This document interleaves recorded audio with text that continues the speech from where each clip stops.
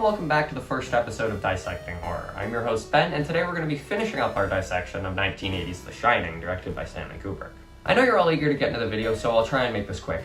This is a part 2 video. Part 1 can be found in the annotation up in either one of these corners and in the link in the description. As for this video, we'll be covering everything that happens in the movie after Jack leaves room 237, since that's where we left off in part 1. But for now, let's waste no more time and dive right back into what's happening at the Overlook Hotel.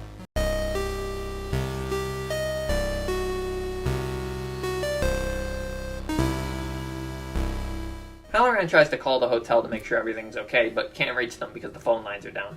Jack goes back up to his room with Wendy and tells her that he ain't seen anything in room 237. Bold-faced liar. Jack brings up that once you rule out what Danny said, there isn't really another plausible explanation. I mean, he is a bold-faced liar who just made out with a naked ghost, but Wendy wouldn't believe that. Danny hears them talking from the other room, and he sees more flashes of the Kool-Aid elevator and the word Red Rum written on a door. Halloran finally connects to the same place Wendy was talking to on the radio and gets him to radio them to check on them to make sure that they're okay, under the lie that he's worried about them because of the storm. Jack does some more frustrated walking down the hotel until he begins to hear faint voices and music coming from down the hall. Wait, there's nobody else here. Huh? Oh, some teenagers must have broken in and are having a party set to Midnight the Stars and You. I don't know what the kids listen to these days, maybe. Well, it turns out I was right. Only except for a few teenagers, there was a lot of surprisingly young people from the 1920s. Jack walks into the party room and receives another free drink from Lloyd the Ghost bartender. No charge? Before going out onto the dance floor.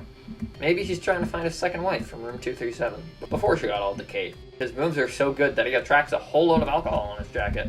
The polite butler, played by Philip Stone, brings Jack into the men's room to help get all that pretend alcohol off. They make some little small talk, and Jack learns that the man goes by the name of Delbert Grady. Jack tries to get a little more info out of him, and we learn that he has 2 daughters, and he's not quite sure where they are. Well, you better go find them. They might still be trying to play uncensored dead kids with Danny. Jack finally throws out the wild accusation of Delbert Grady being Charles Grady, the guy Ullman warned him about who killed his family 10 years before the movie takes place.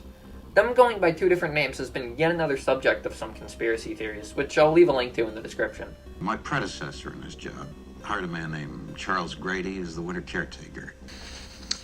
What do they call you around here, Jeevesy? Grady, sir.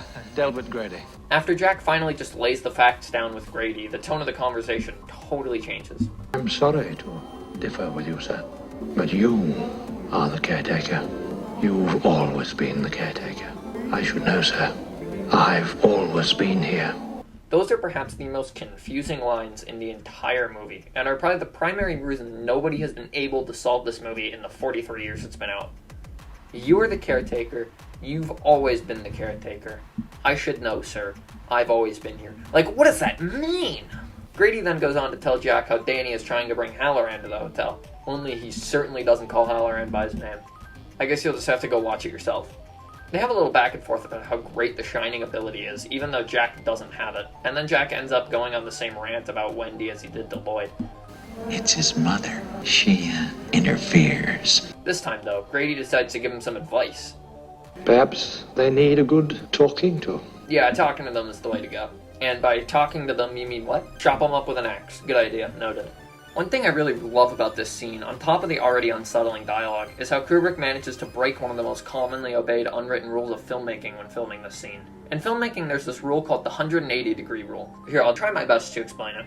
Basically, what it means is that when you have 2 characters talking in a scene, imagine they're sitting on a wall. This wall runs straight through both of the characters. The 180-degree rule means that the camera should only ever stay on one side of that wall to make it easier for the viewers to understand. That way, no matter what angle you cut to in that 180-degree swivel, character A, in this case Grady, and character B, in this case Jack, are always on the left and right respectively. But up until Grady says he's always been here, every single cut breaks the 180-degree rule entirely.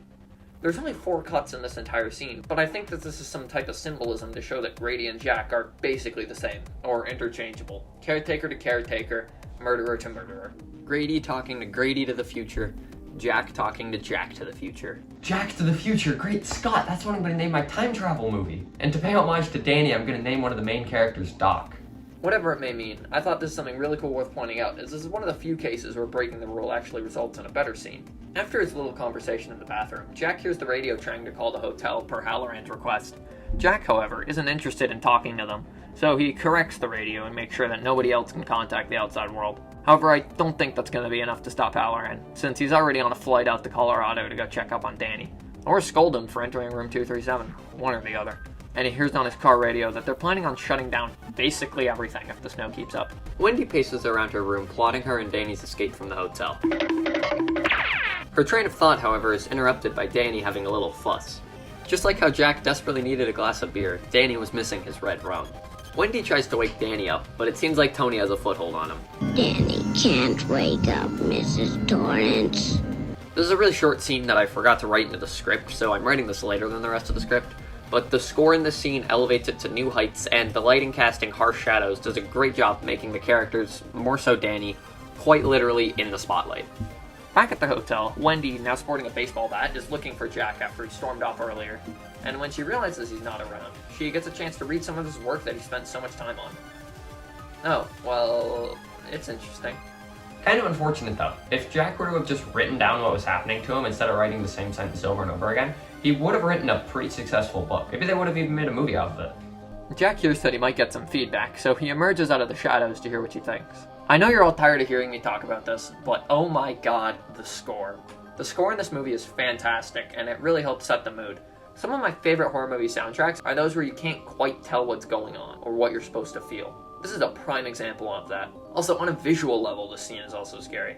Shelley Duvall as an actress was borderline abused by Stanley Kubrick when making this movie, and there's some video proof of it being in a little behind-the-scenes documentary that her daughter Vivian shot that shows Kubrick being mean to Duvall so that she would be a better actress when acting terrified. Right. Oh, come on. What do you mean, roll 2 video? seconds. We're fucking killing ourselves out here, and you've got to be ready. I am too. I'm standing Should we right play by mood the music? door. At least it's good to hear that at the end of the movie she had more respect than Stanley than resentment.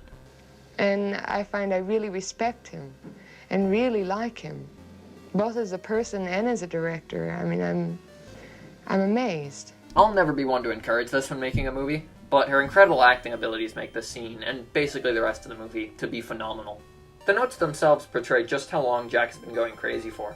The script for this very video has so far been about 6.5 pages, and I've just started working on it for my second full day of writing it. So in order to sit down and type all this out means that he must have been going crazy long before we notice anything in the movie. This also recontextualizes all of the previous scenes where Jack was typing away earlier in the movie. Danny says that they needed to talk, but immediately forgets what she wanted to talk about. Jack reminds her that it might have been about Danny. They probably should talk about that, given that he's still shining pictures of the blood elevator and whatever red rum is. Danny tries to express her concerns with Jack, but all he wants to do is play the copying game. As soon as possible. Jack! He slowly walks Wendy up the stairs as he screams about how he has a responsibility to stay here and how he has to do it and yada yada yada. All this work doesn't seem to be making you that dull, Jack. I'm not gonna hurt you. I'm just gonna bash your brains. Oh, I didn't realize that was a painless thing. I guess it'd be quick. That gives Wendy the idea to also try and bash Jack's brains in. Unfortunately for him, that doesn't look like a very painless process. Also, one final thing about this scene. I said I would point this out early in the video. This is the scene that apparently took a whopping 127 takes to be filmed. 127, can you believe that? The now unconscious Jack gets dragged into a food storage room by Wendy, and after a bit of struggle, gets locked in there. Jack wakes up a few seconds later and tries to convince Wendy to let him out. Silly Jack, she's too busy being abused by Stanley Kubrick to help you. Wendy tells Jack she's going to use the snowcat to go get Danny a doctor. Jack then tells Wendy exactly what I tell random people shortly after I tell them I make YouTube videos. Oh, check it out! Danny runs through the snow to go look at the snowcat, and it looks like Jack's corrections didn't stop with just the radio. We cut to a few hours later. It's now 4 p.m., and it looks like Jack is sound asleep on some bags of salt. Jack wakes up to somebody knocking on the door. He assumes it to be Wendy, but it turns out it's Grady. It's Grady, Mr. Torrance. Delbert Grady. You remember him, right? The killer ghost dad from inside the Target bathrooms? Grady basically makes fun of Jack, telling him that he couldn't have accomplished the correction. Grady sits on the other side of the door, basically hitting the Fortnite L dance on Jack until he says he'll do it in the worst way possible. I fear you will have to deal with this matter in the harshest possible way, Mr. Torrance. And then the ghost of Grady lets him out. This scene is a little bit weird because we know that Grady can't possibly be alive since he killed himself along with the rest of his family. So what actually let him out of the storage room? Well, we don't know. There's another point in the movie that's been debated for as long as the movie's been out. My personal theory is that there's actually a second door here that Wendy was too scared to even think about locking it, but the ghost theories are certainly enticing. Meanwhile, Halloran drives to the hotel in the Snowcat that he rented to rescue everybody, but as if he wasn't on the clock at this point, Danny's taken his imaginary Tony thing to a whole new level. I guess it would be more appropriate to just call him Tony at this point. Tony keeps repeating red rum over and over to himself and takes some of Wendy's lipstick and writes it on the bathroom door. Wendy wakes up to the sight of Tony looking at her wielding a knife and screaming, "Red rum!" over and over again. Wendy takes the knife and looks in the mirror to show what red rum actually is. Murder!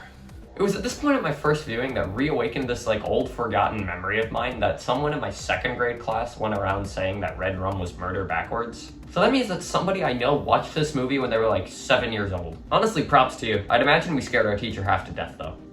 Their little spelling lesson is interrupted when Jack starts bashing down their front door with an axe. Where'd he get that? I don't know. Wendy and Danny hide in the bathroom, and Wendy throws Danny out of the window to run. But Wendy herself can't fit. Jack has a brief moment of confidence and starts to think that, as the kids say, he's literally him. And by him, I mean the big bad wolf. Little pigs, let me come in. Then we get what is quite possibly the most famous and most recognizable scene in any horror film probably ever. I'll just play it because I know you've seen a parody of it before. Here's Johnny. Jack stops trying to kill Wendy because he hears the sound of Halloran's Snowcat approaching the hotel. Jack wanders through the kitchen to try and find whoever got into the hotel, conveniently where Danny is trying to hide from him, being hidden in a kitchen cabinet. Danny manages to hide long enough for Jack to stumble upon Halloran walking through the hotel calling for a sign of life. Hello? Little does he know, the only sign of life he's gonna get is a sign of death. Halloran gets axed at the chest, which Danny can notice because of his shining abilities, and ends up screaming.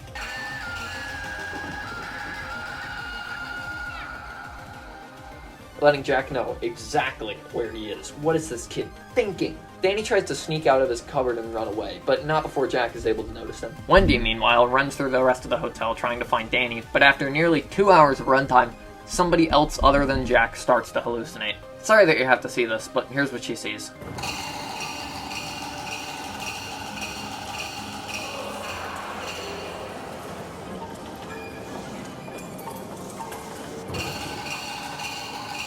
Out of all the creepy stuff in the movie, this is probably the most unsettling part for me. It comes out of virtually nowhere, has two characters we've never seen before, never show up again, and it's just unsettling to see this happening.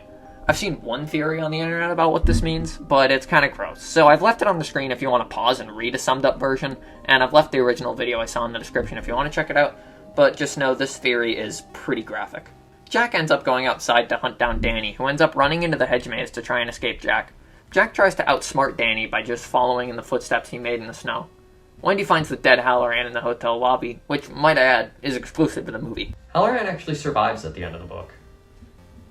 Wendy sees some more ghosts, hallucinations.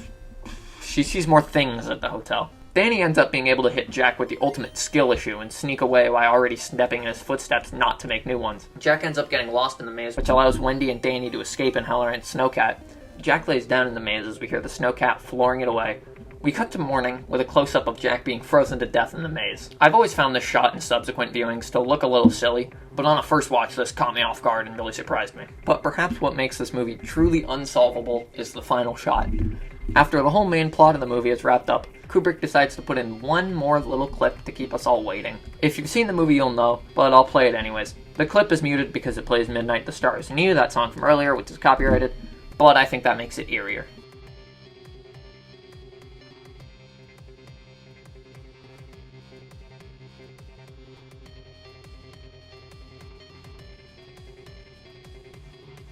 What the... This is the reason the movie has remained unsolved for 43 years, and why I personally believe that it is an unsolvable movie. The final photo suggests so many different ideas that make you reevaluate everything you just saw in the movie. Instead of worrying about cabin fever and maybe ghosts, we now have to worry about time travel, reincarnation, just everything.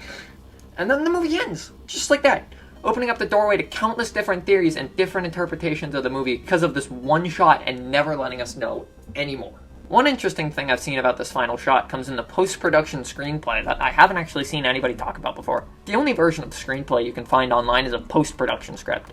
In other words, this scene has already been shot. If you read the screenplay for this, it doesn't refer to this person as Jack. It refers to him as just a young man.